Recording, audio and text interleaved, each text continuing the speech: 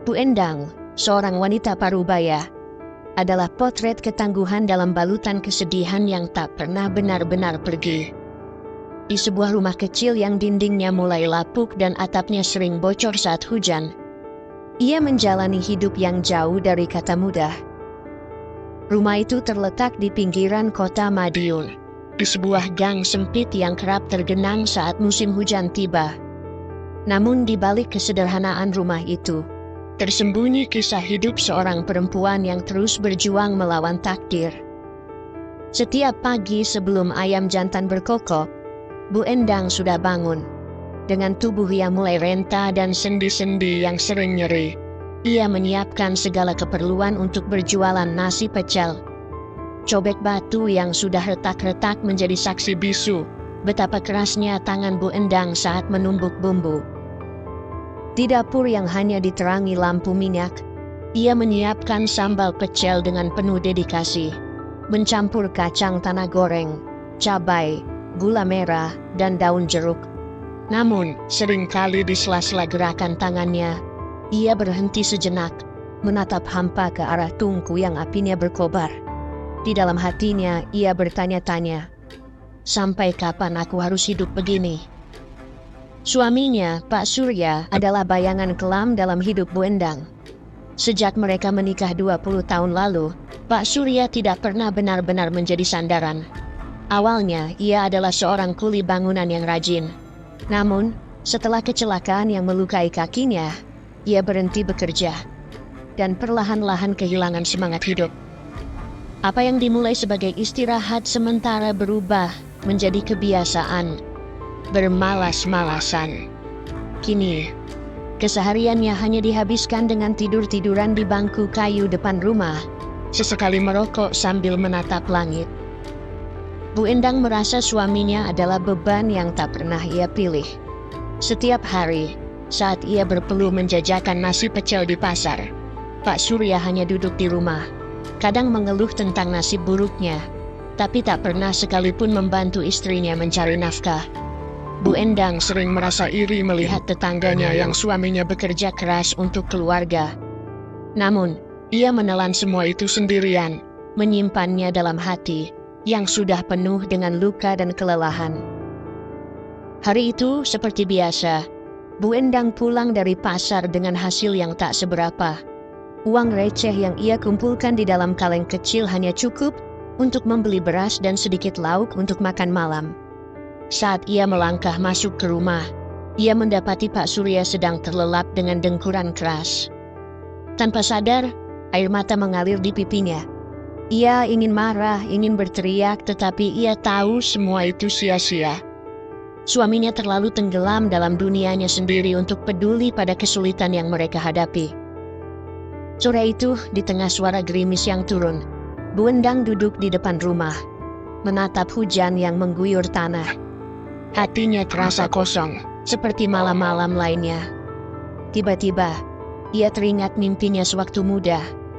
Mimpi untuk memiliki kehidupan yang layak, untuk membahagiakan kedua orang tuanya, dan untuk membesarkan anak-anak dalam keluarga yang penuh kasih.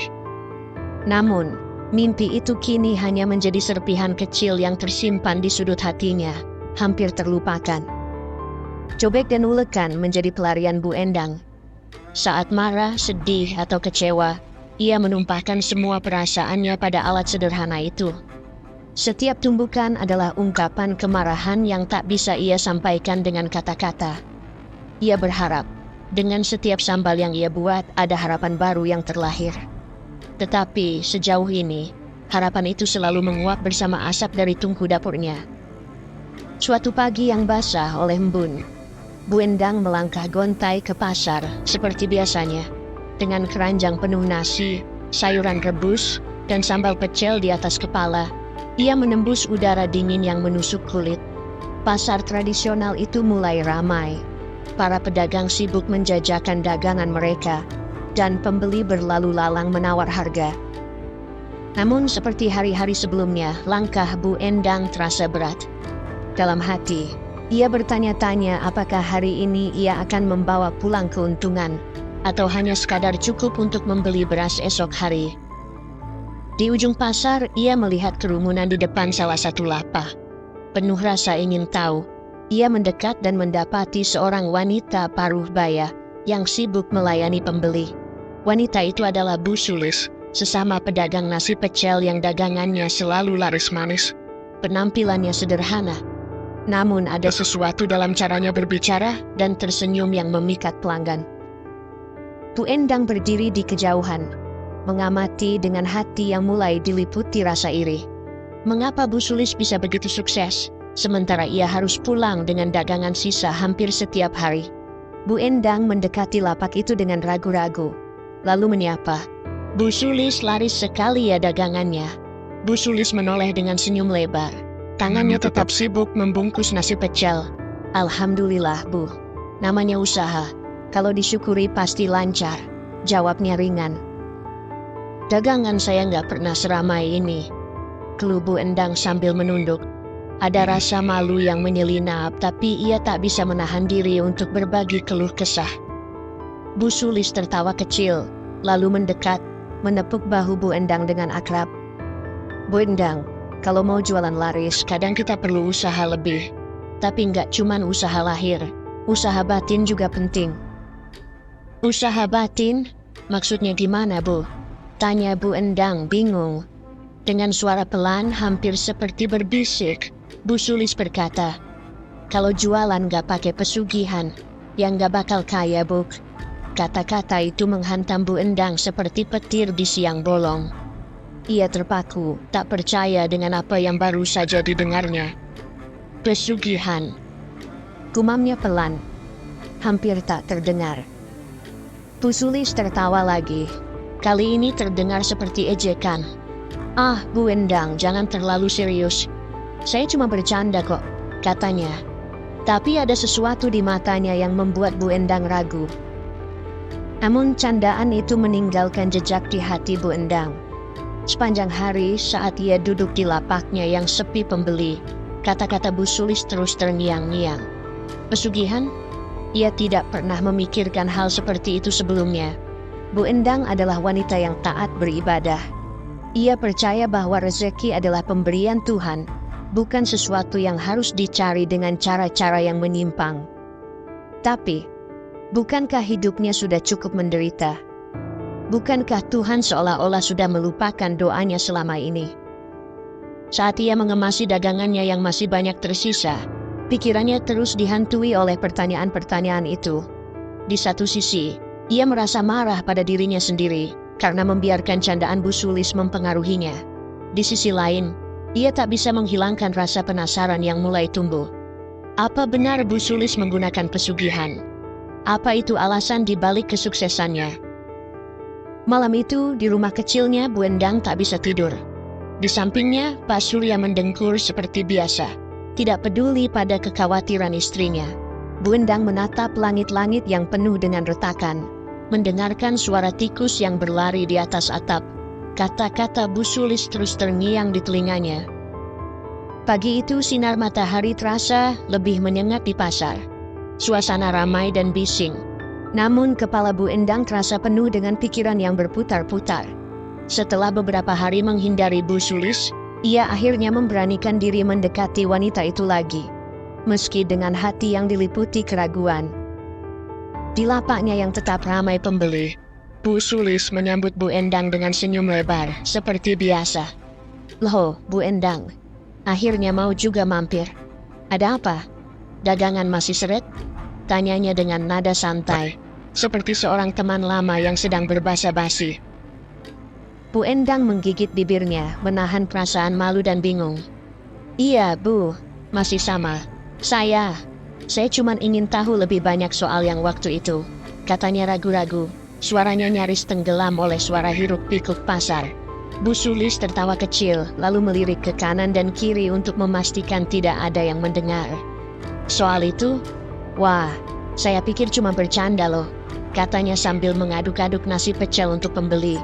Tapi matanya, tajam dan penuh rahasia, menatap langsung ke arah Bu Endang. "Kalau memang beneran pengen hidup enak, ya harus berani ambil langkah besar," lanjutnya dengan suara lebih pelan, hampir berbisik. Bu Endang menelan ludah, bingung harus merespons bagaimana. Langkah besar gimana maksudnya, Bu? Bu Sulis mendekat.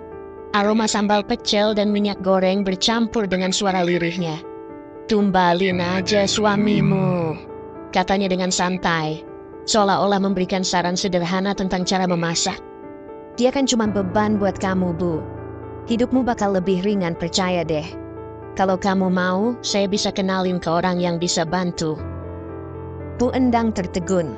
Wajahnya memucat dan tangannya gemetar memegang keranjang yang mulai terasa berat. Saran itu begitu kejam, begitu tak masuk akal. Namun entah bagaimana, kata-kata itu masuk ke pikirannya seperti bisikan iblis yang perlahan menggoda. "Maksudnya, suami saya?" tanyanya dengan suara bergetar. Bu Sulis mengangguk, senyumnya tetap lebar. "Iya, siapa lagi? Bu, kamu pikir-pikir deh. Hidupmu sekarang nggak ada bedanya dengan neraka. Kamu banting tulang tiap hari tapi dia cuman tidur-tiduran, nggak ada gunanya. Kalau dia nggak ada, hidupmu bakal lebih enak. Daganganmu laris, rezeki lancar, dan kamu bisa mulai hidup baru, percaya sama saya, Bu." Bu Endang tidak bisa menjawab. Ia hanya berdiri di sana, terpaku. Sementara suara Bu Sulis terus berputar di kepalanya. Dengan tangan gemetar, ia berpamitan dan berjalan menjauh dari lapak itu. Sepanjang perjalanan pulang, kata-kata Bu Sulis terus menghantui pikirannya. "Tumbalin suamimu." Dia kan cuman beban. Bu Endang mencoba menepis pikiran itu, tapi bayangan kehidupan yang lebih baik mulai muncul di benaknya. Ia membayangkan dirinya memiliki warung nasi pecel yang besar, penuh dengan pembeli. Ia membayangkan rumah yang layak, tanpa atap bocor dan tikus yang berkeliaran. Ia membayangkan kebebasan, hidup tanpa Pak Surya yang hanya menjadi penghalang. Namun di sisi lain, ada suara kecil di dalam hatinya yang mencoba melawan. "Bukankah dia suamimu?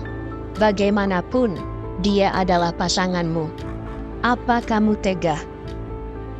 Malam itu Bu Endang duduk di ruang tamu kecilnya, menatap suaminya yang sedang tidur di bangku kayu. Pak Surya tampak damai, wajahnya tidak menunjukkan rasa bersalah atas beban yang ia letakkan di pundak Bu Endang selama bertahun-tahun. Bu Endang merasa marah, tapi ia juga merasa sedih. Ia mencoba membayangkan hidup tanpa suaminya, tanpa dengkuran keras yang sering mengganggunya tidur, tanpa keluhan Pak Surya tentang makanan yang terlalu asin, atau kopi yang terlalu pahit, tanpa suami yang hanya menjadi beban. Tapi setiap kali ia membayangkan itu, ia merasa ada sesuatu yang kosong. Hatinya seperti diadu. Malam itu terasa begitu panjang, seolah waktu berjalan lambat. Ia ingin tidur, ingin melupakan semuanya, tapi pikirannya terus berputar-putar. Kata-kata Bu Sulis seolah menjadi mantra yang terus menggema. "Hidupmu bakal lebih ringan, percaya deh." Perjalanan menuju tepi alas Purwo adalah perjalanan yang tak pernah dibayangkan oleh Bu Endang sebelumnya. Dengan langkah berat, ia mengikuti Bu Sulis yang tampak begitu tenang, seolah-olah ini hanyalah rutinitas biasa. Jalan setapak yang mereka lalui semakin sempit, dikelilingi oleh pepohonan tinggi yang menjulang dan kabut tipis yang membuat suasana semakin mencekam. Di kejauhan, suara burung hantu dan gemerisik dedaunan menciptakan irama yang membuat jantung Bu Endang berdetak lebih cepat. "Bu, beneran ini jalan yang kamu mau ambil?" tanya Bu Sulis tanpa menoleh. Suaranya datar tapi menusuk. Bu Endang hanya mengangguk, meski keraguan mulai menyeruak di hatinya. Ia mencoba mengingat alasan mengapa ia berada di sini. Kemiskinan yang melilit, rasa lelah yang menumpuk, dan suaminya yang hanya menjadi beban. Semua itu seolah-olah memberinya pembenaran untuk melanjutkan langkahnya. Setelah berjalan hampir 1 jam, mereka tiba di sebuah gubuk tua di tengah hutan. Gubuk itu tampak reyot, dengan atap dari daun rumbia yang sudah berlubang di sana-sini. Aroma dupa bercampur tanah basah menyergap hidung Bu Endang, membuat kepalanya sedikit pusing. Di depan gubuk itu, seorang pria tua duduk bersila. Tubuhnya kurus, kulitnya keriput, dan matanya memancarkan cahaya tajam yang terasa menusuk. Ia mengenakan kain hitam polos, dengan kalung terbuat dari taring hewan menggantung di lehernya. "Inikah orangnya?" tanya pria itu pada Bu Sulis, suaranya berat dan serak seperti suara dari dunia lain. "Iya, Mbah. Ini Bu Endang, teman saya yang mau minta bantuan," jawab Bu Sulis. sambil mendorong Bu Endang maju. Bu Endang menelan ludah. Ia ingin bicara, tapi lidahnya terasa keluh. Pria tua itu menatapnya dari ujung kepala hingga ujung kaki, lalu berkata, "Duduk." Bu Endang menurut. Lututnya terasa lemas saat ia berjongkok di atas tikar lusuh. Dukun itu mulai menyalakan dupa dan membaca mantra dengan suara yang pelan, tapi menggetarkan. Asap dari dupa itu mengepul, menciptakan pola-pola aneh di udara. Bu Endang menunduk, mencoba menenangkan dirinya, tapi suara mantra itu justru semakin membuat pikirannya kacau. Setelah beberapa saat, dukun itu berhenti dan menatap Bu Endang dengan mata tajam. "Kamu datang ke sini karena ingin hidupmu berubah," katanya. Lebih seperti pernyataan daripada pertanyaan. Bu Endang mengangguk pelan. "Iya, Mbah. Saya capek hidup begini terus. Saya mau dagangan saya laris, saya mau punya rumah yang layak. Saya mau hidup saya lebih baik," jawabnya dengan suara bergetar. Dukun itu tersenyum tipis, tapi senyum itu lebih menyerupai seringai. "Semua itu bisa. Tapi ada harga yang harus kamu bayar." Bu Endang menggigit bibirnya. Ia tahu ini tidak akan mudah, tapi ia tidak menyangka pertaruhan yang akan ia hadapi. "Harga apa, Mbah?" tanyanya meski hatinya sudah dipenuhi rasa takut. "Kalau kamu mau kaya, kamu harus menyerahkan jiwa orang terdekat," kata dukun itu tanpa basa-basi. "Darahnya akan memperkuat perjanjianku dengan penunggu hutan ini. Setelah itu, rezekimu akan mengalir seperti air, dan hidupmu akan berubah selamanya." Kata-kata itu membuat tubuh Bu Endang gemetar. Ia sudah menduga ada sesuatu yang mengerikan. Tapi mendengar syarat itu langsung dari mulut dukun membuatnya merasa seperti terjebak dalam mimpi buruk. "Orang terdekat?" gumam Bu Endang meski ia tahu jawabannya. Dukun itu mengangguk. "Siapa lagi kalau bukan suamimu? Dia yang paling dekat denganmu dan dia juga yang paling membebanimu. Penumbalan ini akan Membebaskanmu dari semua kesengsaraan." Bu Endang merasa udara di sekitarnya semakin menipis. Ia ingin bangun dan pergi, tapi tubuhnya terasa terkunci di tempat. Ia menoleh pada Bu Sulis, berharap wanita itu akan memberinya alasan untuk mundur. Namun Bu Sulis hanya tersenyum kecil, senyum yang penuh keyakinan. "Bu, ini kesempatan kamu. Suamimu toh nggak membantu apa-apa kan? Dia cuma bikin hidupmu tambah susah. Sekarang waktunya kamu ambil kendali," kata Bu Sulis. Dalam hati Bu Endang berperang dengan dirinya sendiri. Ia tahu ini salah. Ia tahu ini dosa besar yang mungkin tidak akan pernah bisa ia tebus. Tapi di sisi lain, bayangan kehidupan yang mewah dan bebas dari penderitaan terus menghantui pikirannya. Ia membayangkan dirinya memakai kain sutra, berdiri di depan warung besar dengan pembeli yang berdesak-desakan. Ia membayangkan rumah tanpa kebocoran, tanpa tikus, tanpa rasa lapar. Akhirnya dengan suara yang nyaris tak terdengar, ia berkata, "Apa yang harus saya lakukan, Mbah?" Dukun itu tersenyum puas. Ia mengambil sebilah pisau kecil dari kain di sampingnya, lalu menyerahkannya pada Bu Endang. "Bawa ini pulang, habisi dia, lakukanlah di rumahmu. Panggil namaku dalam hati dan aku akan datang untuk menjemput jiwa suamimu." Bu Endang menerima pisau itu dengan tangan gemetar. Perjalanan pulang dari hutan terasa seperti mimpi buruk. Langkahnya berat, dan suara-suara di kepalanya terus menggema, mempertanyakan keputusannya. Sesampainya di rumah, Bu Endang menemukan Pak Surya sedang tidur di bangku kayu seperti biasa.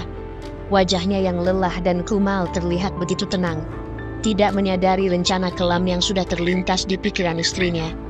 Bu Endang berdiri di sana, memandangi suaminya dalam diam. Air mata mulai mengalir di pipinya, tapi ia tidak mencoba menghapusnya. Malam itu Bu Endang melaksanakan rencana yang telah digariskan. Dengan tangan yang gemetar dan hati yang penuh pergolakan, ia menggunakan pisau itu untuk mengakhiri hidup Pak Surya. Tidak ada teriakan, tidak ada perlawanan, hanya sunyi yang menggantung di udara. Dengan sisa tenaga, Bu Endang menggali lubang di dalam kamar tidurnya, tepat di bawah tempat tidurnya. Di sanalah ia mengubur jenazah Pak Surya, dengan tangan penuh tanah dan air mata yang tak kunjung berhenti mengalir. Ketika semua selesai, Bu Endang duduk di lantai memandangi tangan yang berlumuran darah dan tanah. Ia merasa hampa, tetapi di dalam kehampaannya, ada secercah harapan bahwa penderitaannya akhirnya akan berakhir. Namun, jauh di dalam hatinya, ia tahu bahwa keputusan ini telah mengubah segalanya. Bukan hanya hidupnya, tetapi juga jiwanya. Bu Endang telah menyerahkan sesuatu yang jauh lebih besar daripada yang ia sadari, dan konsekuensinya baru saja dimulai.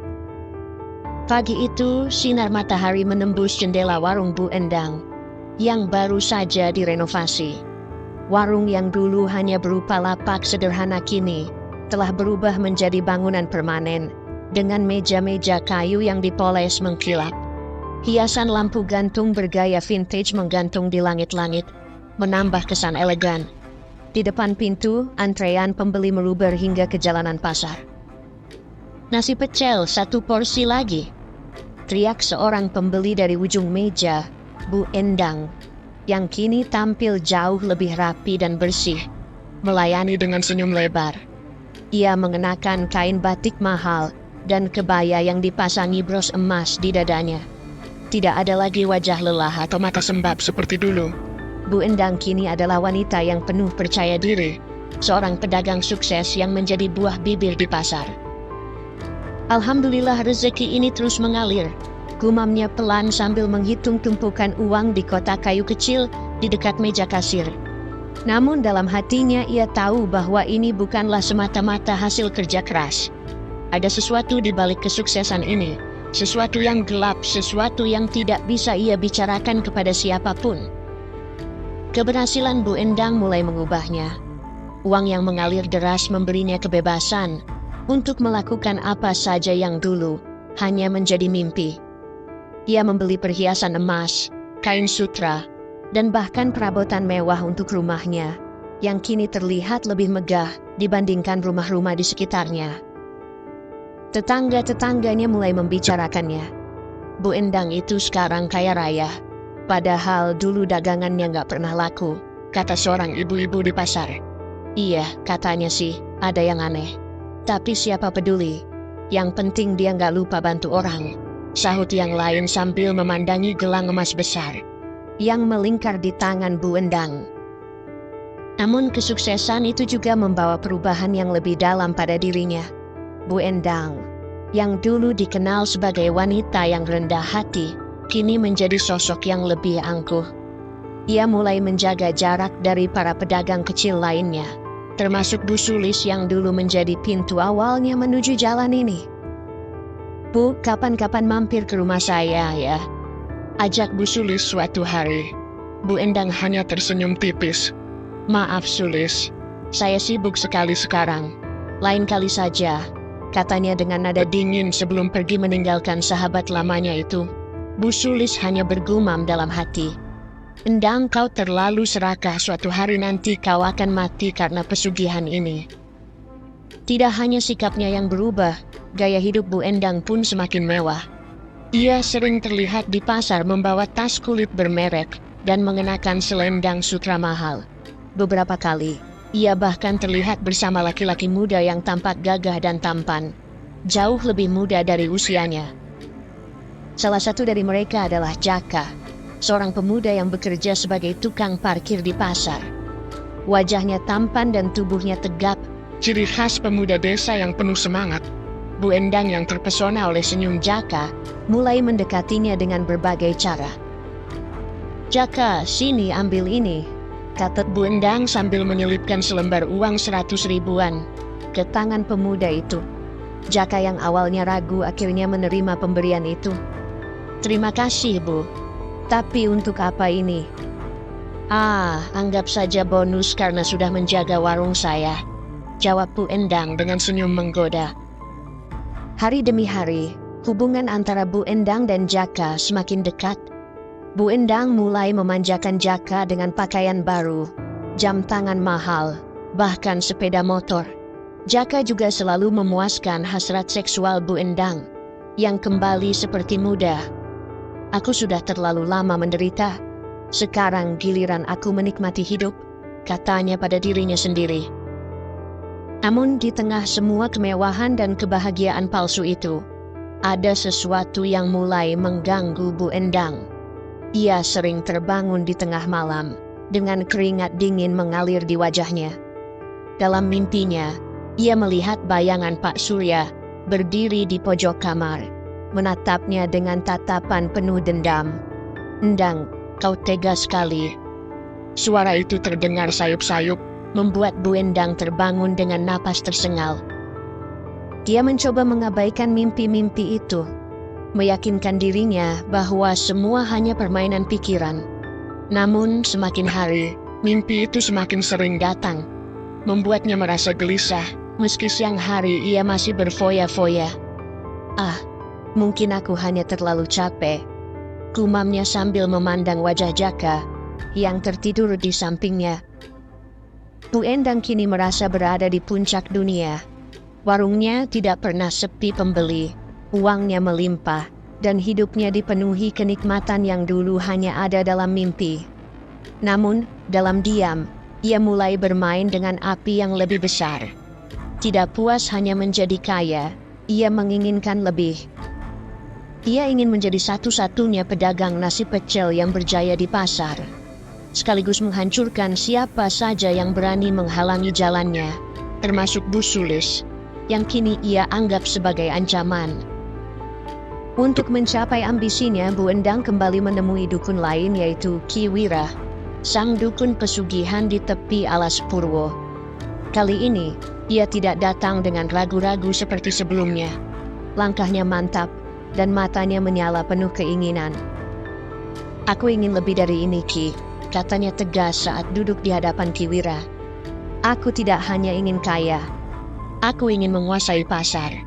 Aku ingin Bu Sulis dan pedagang lain bangkrut. Mereka harus tahu siapa yang paling berkuasa." Ki Wira memandang Bu Endang dengan tatapan tajam, seolah mencoba membaca isi hatinya. "Ambisimu besar, Endang. Tapi kau harus tahu, semakin besar yang kau inginkan, semakin besar pula harga yang harus kau bayar." "Aku tidak peduli, Ki. Katakan saja apa yang harus kulakukan," jawab Bu Endang tanpa ragu. Ki Wira tersenyum tipis. Ia lalu mengambil sebuah kendi kecil dari rak kayu di belakangnya. "Perjanjian ini akan memperkuat kekayaanmu dan menghancurkan siapa saja yang menjadi penghalang. Tapi ada syarat baru. Setiap pria muda yang kau bawa ke dalam hidupmu, jiwanya akan menjadi santapan penunggu alas Purwo. Mereka akan menjadi tumbal berikutnya." Setelah perjanjian itu, hidup Bu Endang benar-benar berubah. Usahanya semakin sukses, dan dagangan Bu Sulis perlahan mulai sepi pembeli. Para pelanggan yang dulu setia pada Bu Sulis kini beralih ke warung Bu Endang. Mengagumi rasa nasi pecelnya yang semakin lezat, dan sambalnya yang konon memiliki rasa ajaib. Namun, perubahan lain yang lebih mengerikan mulai terjadi. Berondong pertama yang menjadi korban adalah Jaka, pemuda tampan yang selama ini menjadi pendamping Bu Endang. Seminggu setelah hubungan mereka semakin dekat, Jaka ditemukan tewas di pinggir sungai dengan tubuh membiru dan wajah yang menunjukkan ekspresi ketakutan. Tidak ada tanda-tanda kekerasan, dan kematian Jaka dianggap sebagai kejadian misterius. "Kasihan si Jaka, padahal dia anak yang baik," kata salah seorang tetangga kepada Bu Endang. Kematian Jaka hanya awal dari rangkaian kutukan yang terus terjadi. Berondong lain yang datang dalam hidup Bu Endang pun mengalami nasib serupa. Mereka ditemukan tewas secara misterius, masing-masing hanya seminggu setelah menjalin hubungan dengannya. Beberapa ditemukan tergantung di pohon, yang lain tergeletak di jalanan dengan wajah yang sama-sama menunjukkan ketakutan mendalam. Sementara itu, ambisi Bu Endang untuk menghancurkan Bu Sulis berjalan dengan sempurna. Bu Sulis, yang dulu dikenal sebagai pedagang nasi pecel terlaris, kini harus menghadapi kenyataan pahit. Warungnya semakin sepi, Dan bahkan pelanggan setianya mulai menghilang. Bu, kenapa dagangan saya jadi nggak laku? tanya Bu Sulis kepada salah seorang pelanggan yang dulu sering datang. Saya nggak tahu, Bu, tapi nasi pecel Bu Endang itu rasanya beda. Seperti ada sesuatu yang bikin orang ketagihan, jawab pelanggan itu dengan nada menyesal. Bu Sulis mulai merasakan keanehan. Ia tahu ada sesuatu yang tidak beres, tapi ia tidak tahu bagaimana cara melawan. Dalam hatinya, ia menyesal telah memperkenalkan Bu Endang kepada dunia pesugihan. Sigit adalah seorang pemuda sederhana yang baru saja datang ke Madiun untuk mencari pekerjaan. Dengan pakaian yang tidak mencolok, ia tampak seperti banyak pemuda lainnya yang berharap menemukan hidup yang lebih baik. Ketika ia mendatangi warung nasi pecel Bu Endang, ia tidak menyangka bahwa tempat itu akan mengubah nasibnya selamanya. Bu Endang, yang telah lama terbiasa hidup dalam kemewahan yang ia dapatkan dengan cara yang gelap, segera merasa tertarik dengan Sigit. Pemuda itu tampak segar, penuh semangat, dan tampaknya menjadi sumber kegairahan baru dalam hidupnya, yang semakin lama semakin terjerat dalam kesepian dan kegelapan. Walaupun Bu Endang tahu bahwa ia memiliki kekayaan yang cukup, ia merasa ada yang hilang dalam hidupnya. Keinginan untuk memiliki seseorang yang bisa ia kendalikan. Pada awalnya Sigit hanya melihat Bu Endang sebagai seorang atasan yang baik.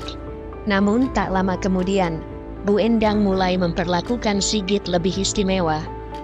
Ketika ia merasa mulai terbiasa dengan suasana kerja, ia mulai merasakan perhatian yang lebih besar dari Bu Endang.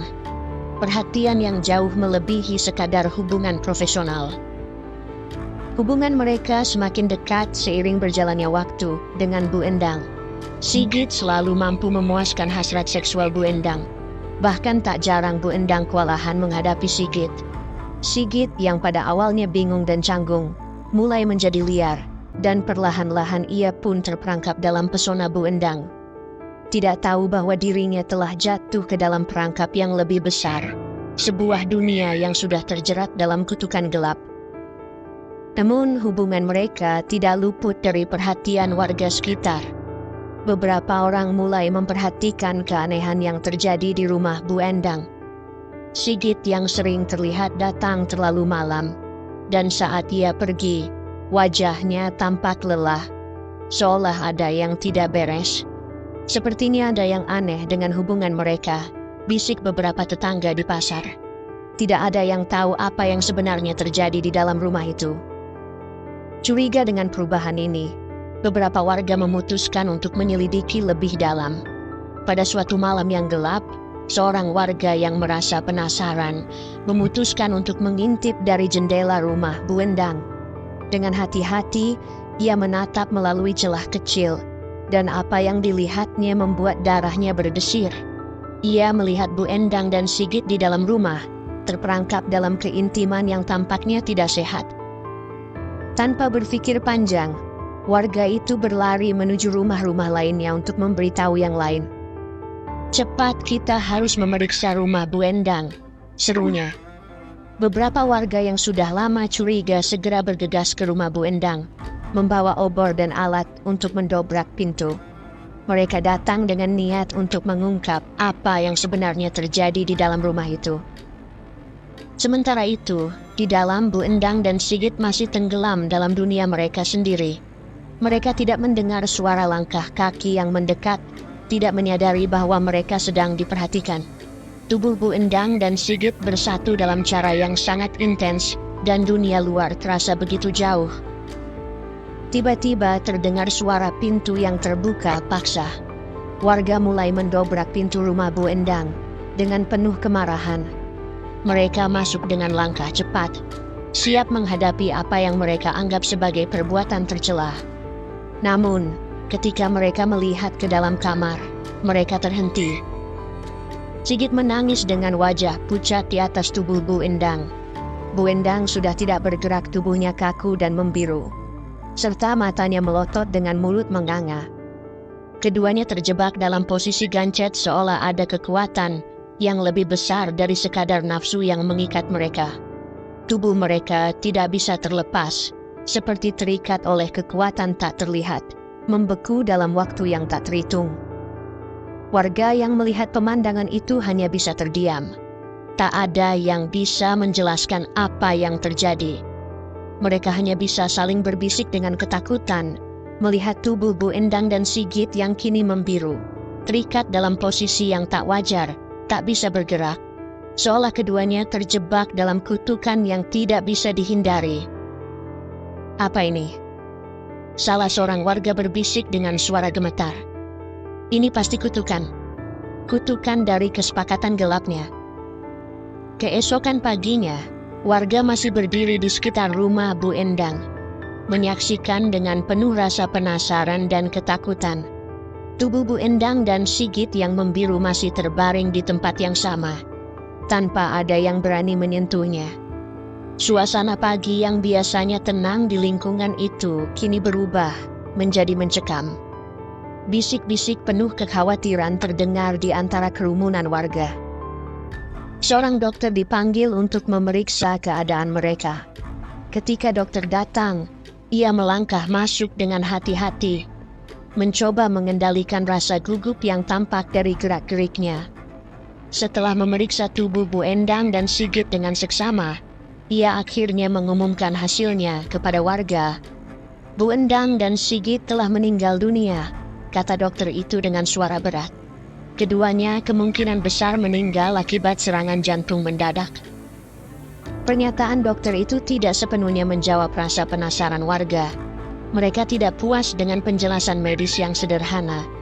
Bagaimana mungkin dua orang meninggal dalam kondisi yang begitu ganjil?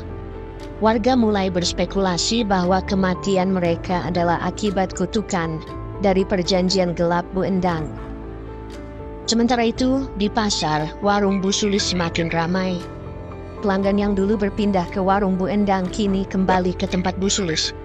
Dia merasa bahwa ini adalah pembalasan yang adil. Demikianlah cerita horor pada video kali ini. Terima kasih sudah menonton video ini. Jangan lupa untuk like, komen, dan subscribe. Serta nyalakan juga notifikasinya agar tidak ketinggalan untuk video-video selanjutnya.